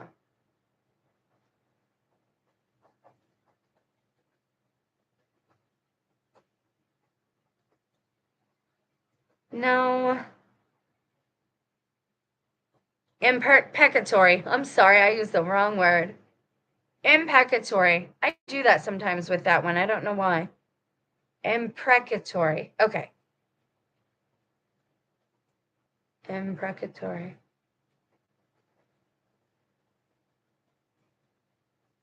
Hold, please.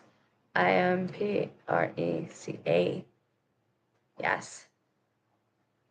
Okay.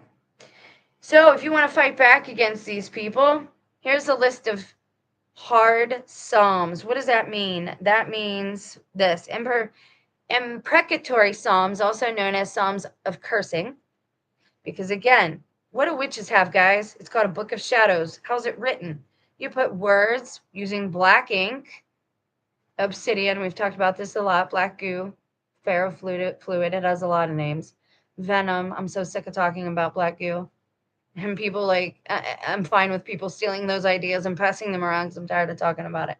I forget what I was even talking about, black goo. Dang it. Anyways, imprecatory psalms are known as psalms of cursing. Okay, so what does that mean? Why are we Christians and we're talking about cursing people? Hold your horses right there and let me explain. Hopefully you'll understand. Witchcraft is the shadow of Christianity. It is the counterfeit of following God. It is only separated by intent and allegiance. That's it. Witchcraft and Christianity, I hate to call it Christianity because that's not what Christ would have called it. Being a Christ follower are only separated by intent and who your allegiance is to. What do Christians have? We have a book of words written in black ink, which are very powerful when they are bound or when they are written on vellum. Look it up if you don't know what it is. I did a whole video on just paper to explain this. On vellum with a cover of leather, usually a calf. Okay.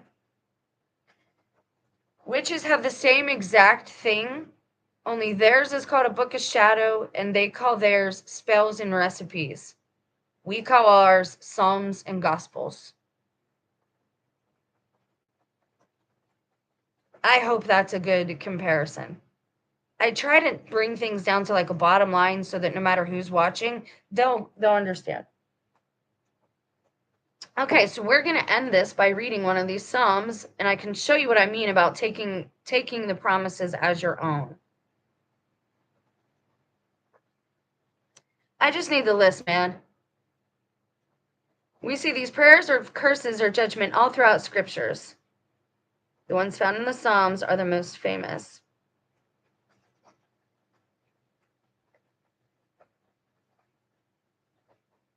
All right, which one do we want to look at? Let's see. Let's have situational awareness here. The type of psalm is found throughout the book. The major imprecatory psalms are 5, 10, 17, 35, 58, 59. There's a lot of them. Let's try right in the middle. I've read this one a lot. Make haste, O God, to deliver me. O Lord, help. Make haste to me. Now, usually the Psalms, I'm sorry about the noise, where you have to change the wording are written by David because he is, telling us about God and all that. So that's usually where you have to change the words. O Lord, make haste to help me. Let them be put to shame and confusion who seek my life. Make haste, O God, and here's what I would do, right? Like I'm giving the example. I'm using myself and my life as an example. So I'm just going to read it like I would. Make haste, O God, to deliver me. O Lord, make haste to help me. Let them be put to shame and confusion who seek my life, hair, and dog and home. Let them be turned back and brought to dishonor who delight in my harm and damage. Let them turn back because of their shame, who say, ha ha. May all you who seek your rejoice and be glad in you. May those who love your salvation say evermore, God is great. But I am poor and needy. Hasten to me, O God. You are my help and my deliverer. O Lord, do not delay. These words have power because of when they were written, how they were written, and by whom they were written. Here's another Psalm 5:10. Declare them guilty, O Lord, O God. Let their intrigues be their downfall. Banish them for their many sins, for they have rebelled against you. Rise up, O Lord, confront them, bring them down with your sword. Rescue me from the wicked. There's a lot. Like God, there's a place for anger, man. There's a place for it. And I'm not promoting violence because I'm personally a pacifist, but there is a place for anger. We're allowed to be angry that these things are happening. We're allowed to be angry that our world is being destroyed.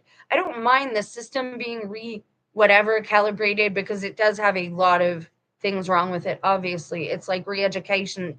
Like we grew up in a re-education camp. That's what America feels like, or where I'm at anyways. I just want the truth. I want to be able to rise above the paradigm, look down and say, oh, okay, that's what's going on. There's too many moving parts. Okay. Pour out your wrath on the nations that do not acknowledge you, on the kingdoms that do not call on your name, for they have devoured Jacob and devastated his homeland. Happy is the one who seizes your infants and dashes them against the rocks. See? They were not written out of vindictiveness or a need for personal vengeance. Instead, they are prayers that keep God's justice, sovereignty, and protection in mind. God's people had suffered much at the hands of those who opposed them, including the Hittites, Amorites, Philistines, and Babylonians, which is the subject of Psalm 137. While Jesus himself quoted some imprecatory psalms, he also instructed us to love our enemies and pray for them. Yes, pray for them. But it is a godly prayer to pray for them to be shamed. Why is that a godly prayer?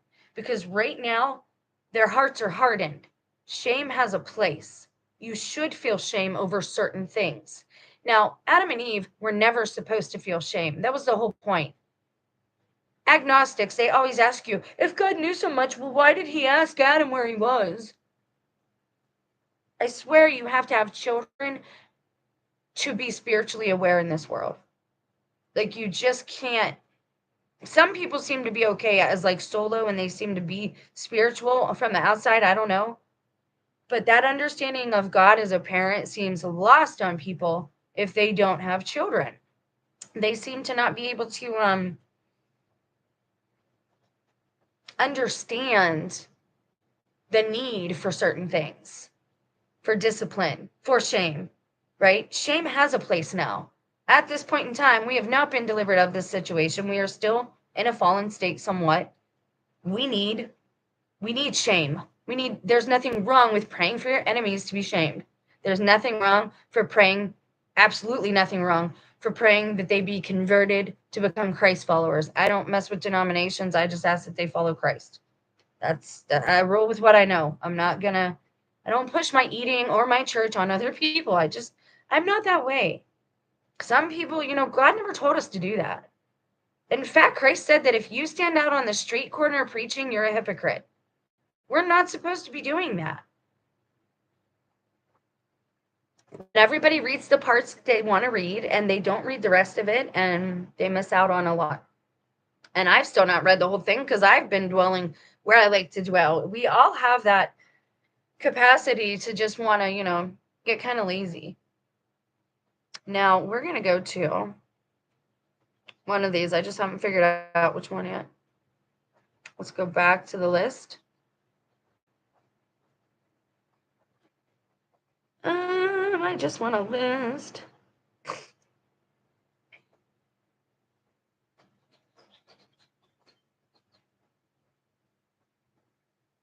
$22. I didn't even see that. Oh my gosh, man, that number. Stop it. What is the deal with the 22? Like, what are we supposed to get from that? It is everywhere. Everywhere. The imprecatory or cursing or vengeance psalms are probably the most difficult obstacle Christians face when taking up the psalms as their own. Again, this is how you fight back. We don't fight back physically. And unfortunately, we're not supposed to take them to court either. If they take us to court, we're supposed to go. But we're not supposed to be suing people, dragging people into the system. We're supposed to be as least involved with that stuff as possible. When Christ said, give that to Caesar, give to Caesar what is his, meaning the shekels, he's telling you, I have nothing to do with that. I don't care about, give it to Caesar. It belongs to Caesar. I want nothing. That is not part of my kingdom. He can have it for his. We are his kingdom. We are what matter to him. We are what he came down here for. Everybody got focused on and beauty is good. Like, there should be beauty. I love that the Catholic Church promotes that. At the same time, they need to give a really good reason as to why they live in such an luxurious place. Like, a really good reason. I don't understand that luxury for men of God.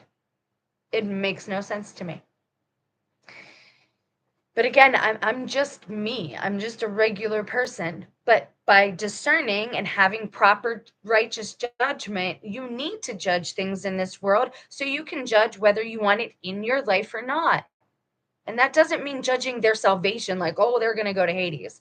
I've said that once, and it was to the pseudo spouse. I've never told somebody, you're going to go to Hades. Like, I said, it's real, and we could end up there, and I don't want to see that.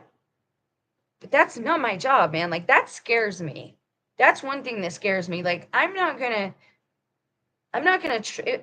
try to tell somebody, like, you're gonna go to Hades, right? Like, the one time I did say it, I was like, oh my God, I can't believe I said that.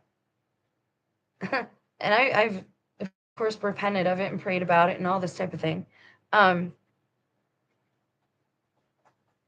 Anyways, let's find an imprecatory psalm to end this on that will help you in your walk.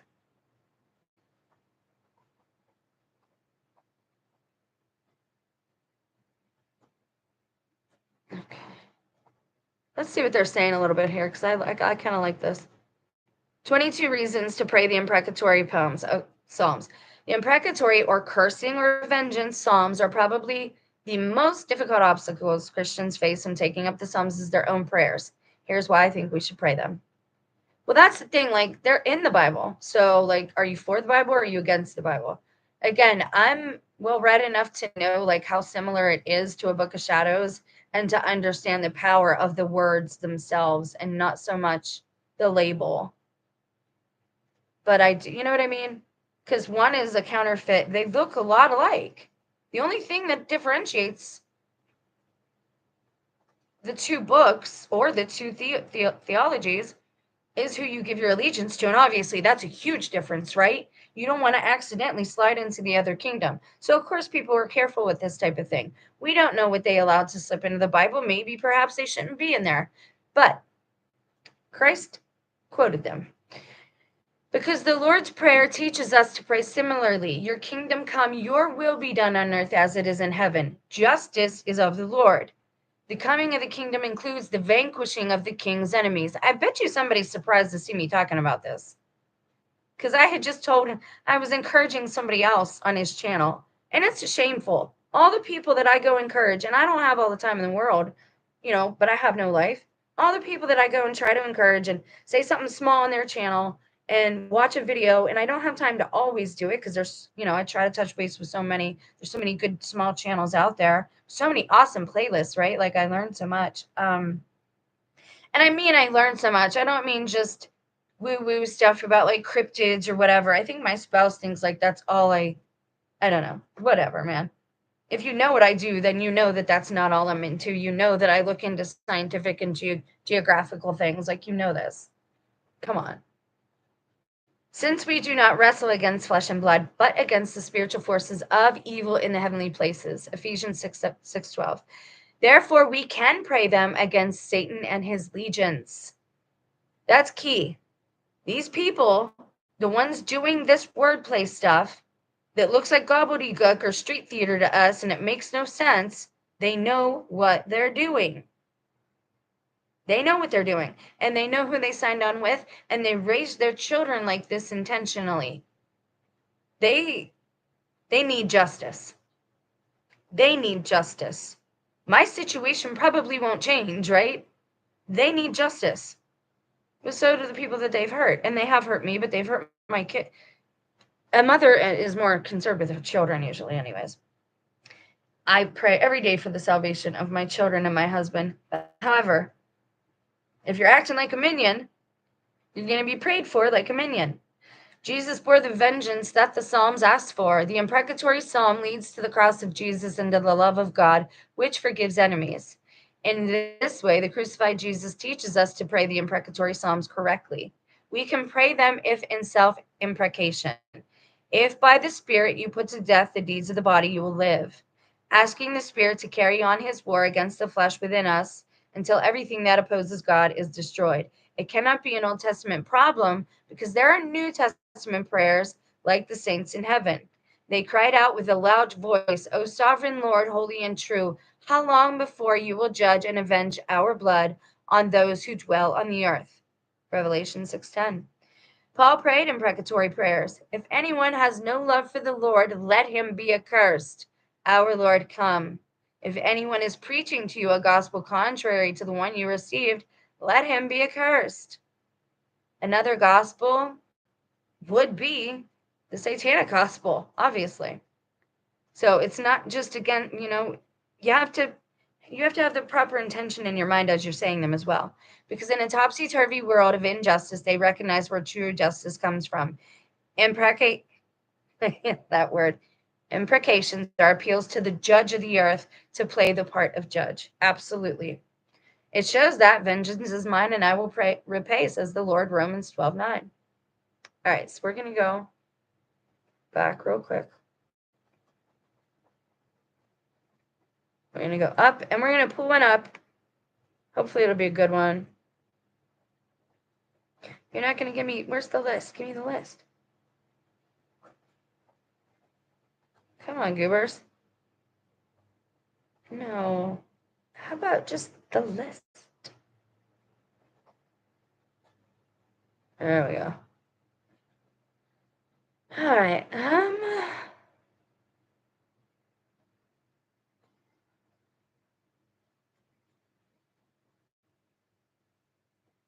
37, what's 35? The Lord, the avenger of his people.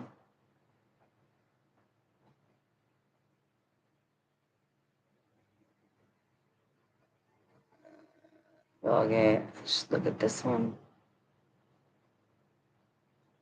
I read these so much, but I don't know which is which. I'm very bad at that.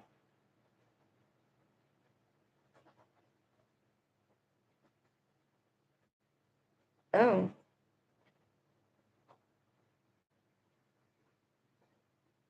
Why is that looking like the same thing? Let's go that one. We'll go to 79. But gee, can I actually see the prayer? You guys are goobers. Just bring it up. Oh, 1 Maccabees. We haven't read Maccabees either. I don't want to.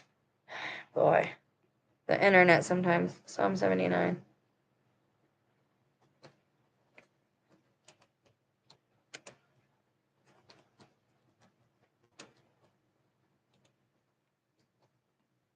All right, here we go.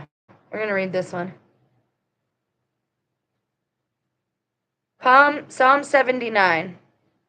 A lament psalm expressing the pain and suffering of the Israelites who were in exile in Babylon and their cry for God's intervention and vengeance on their enemies, which is actually a good one for those of us here in America, even if you don't realize your own situation as of yet.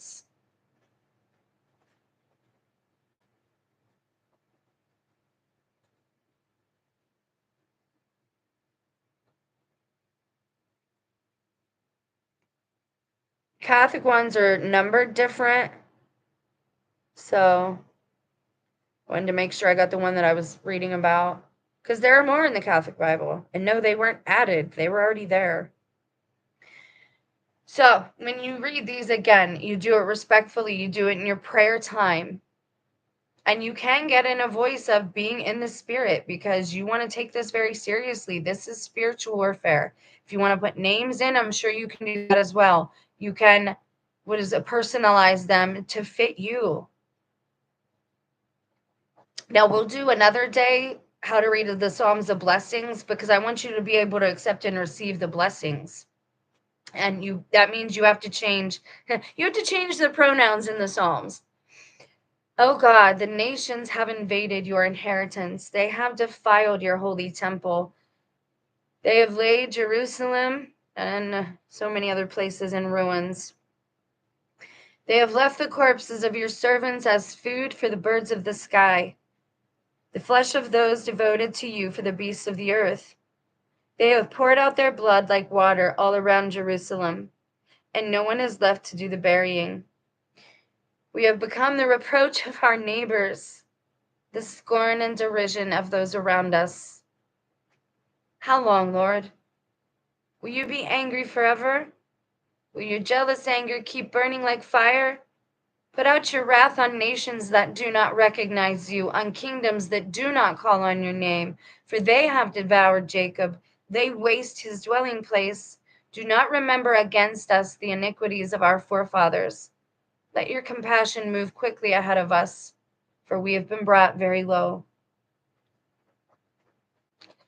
Help us, God, our Savior, on account of the glory of your name. Deliver us, pardon our sins, for your name's sake. Why should the nations say, where is their God? Before our eyes make known to the nations that you avenge the blood of your servant, which has been poured out.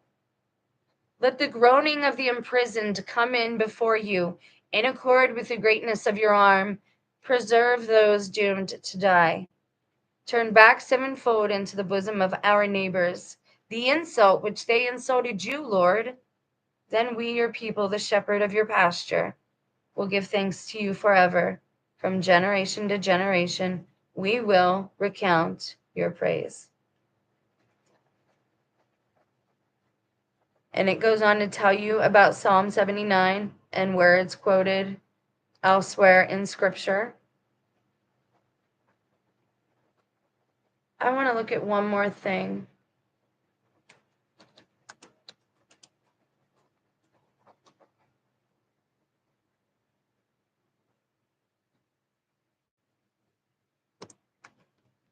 Oh, please? There's a lot of edifying things in here too. And in my Catholic Bible, again, they have headers. Sammy's sleeping and chasing something. In your Catholic Bible, there are headers in it. And that's also in the NKJV. And it tells you, like, it just gives you a title and it tells you what's coming. And I like that. I think that's user friendly for everybody. I want to show you this.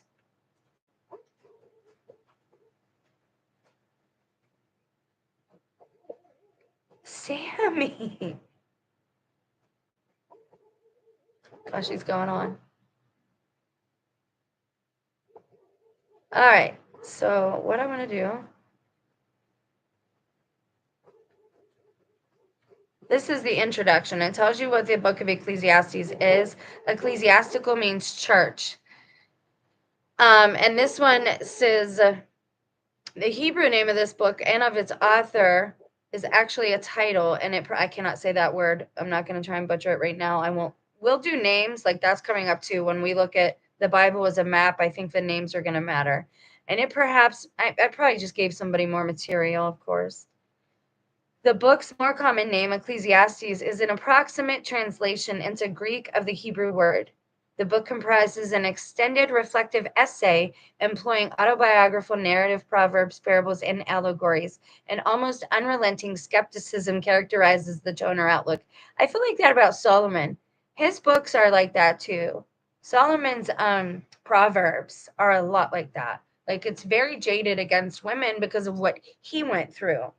But, I mean, we seem to fit a pattern, some of us women, and it's very unfortunate. And I would change it all if I could, but I can't. If I could, I would. Okay, so Vanity of Vanities, he starts to get into that. We're going to just open the book because there's a lot of edifying stuff in here, and a lot of people, like, don't pay attention to these books. So, see, you'll see it has a header right there, and then I guess this one, oh, there's a twofold introduction, okay.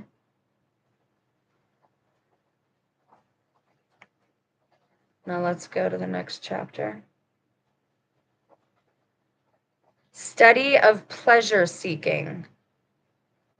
Now, again, this is going to be against those who no one can determine the right time to act. Chapter 3. Chapter 4, the vanity of toil. Let's read this one. Now, again, if you are reading from the Bible in your prayer time, as you should be, you want to continue praying as you're reading. You want the promises of the Bible. You want them to be yours, okay? Again, I saw all the oppressions that had taken place under the sun, the tears of the victims with none to comfort them. From the hand of their oppressors comes violence, and there is none to comfort them. And those now dead I declared more fortunate in death than are the living to be still alive, and better off than both is yet unborn, who has yet seen the wicked work that is done under the sun. Then I saw that all toil and skillful work is the rivalry of one person with another. This is also vanity and chase after the wind.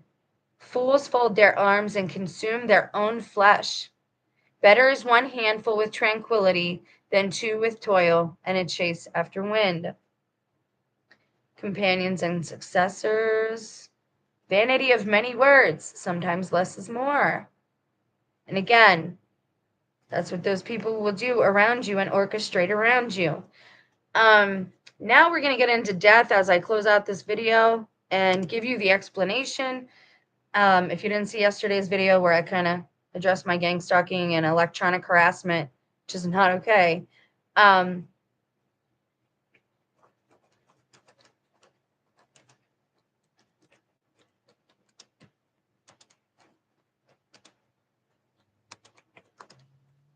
I shouldn't be doing it this way, but it's quick, and I'd rather do it this way. Okay. So, I believe Jesus. I believe him. He's proven a lot to me, even though he's not physically here with me. He is here with me, and he is here with me. Man, sorry, I get backaches and knee aches. Ugh. All right, so I don't care what the AI has to say about it. I'm going to read this to you. 5:18 and 24:34. 5:18. For truly I tell you, until heaven and earth pass away, not the smallest letter or stroke shall pass from the law until all is accomplished. Okay? This passage emphasizes that the law will remain in effect until its purpose is fully realized, which is through Jesus' ministry. Again, I think that law he's talking about, it makes sense that he's talking about natural law there. Like, that's going to keep going until the earth passes away. Once that stops, there's no need for natural law. Once there is no nature, there is no earth, there is no, right? Then you'll make a new one and have new ways, which hopefully things will be better and we won't be wicked. We'll have all this stuff purged from us. I mean, obviously, I guess people will still, then nobody wants utopia. Let's be real. That would be boring if, things were the same all the time and your utopia is different than my utopia.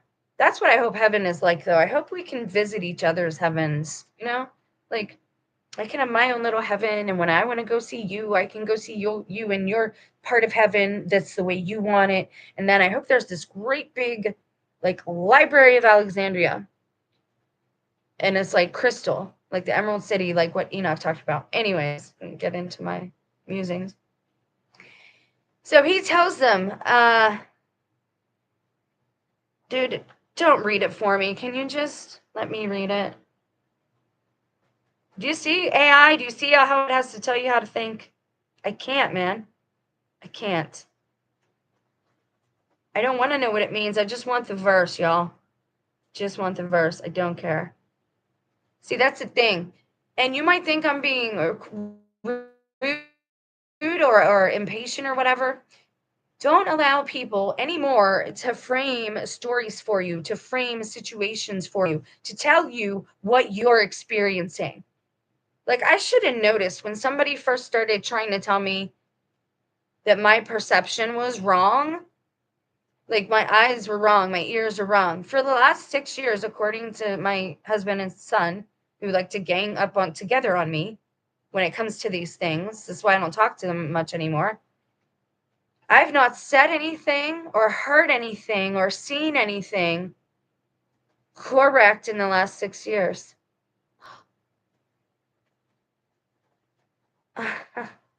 Man, he is nasty.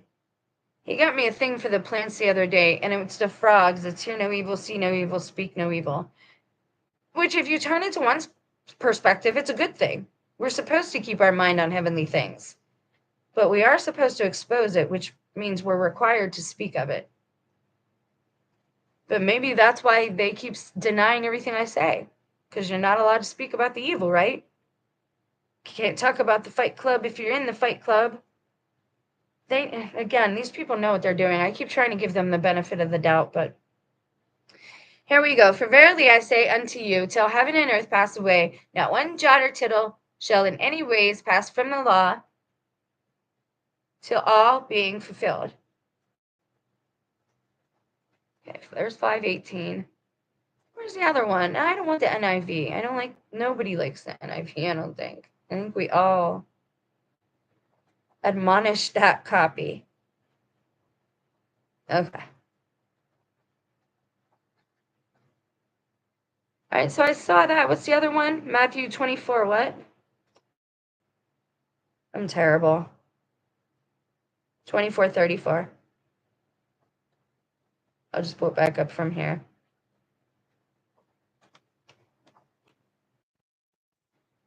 It really makes people mad. I don't know why. That I use the numbers on the side of my keyboard. I'm like, that's what they're there for. And it's so easy because they're set up like a phone. Like, and they're organized. It's so much easier to use than like leaning over the whole keyboard to use those ones at the top there. I don't know. Hey, you can get a 14-day trial or a monthly plan for as low as $333. Come on. Sorry, guys. I'm not getting an ad blocker. I'm trying to minimize what I pay for these days. Matthew 24:34. Assuredly, I say to you, this generation will by no means pass away till all these things take place.